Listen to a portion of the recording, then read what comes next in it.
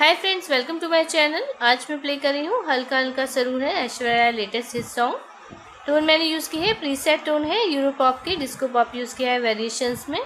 Tempo रखा है 125 और टोन यूज़ किया है ट्रम्पेट। चलिए स्टार्ट करते हैं।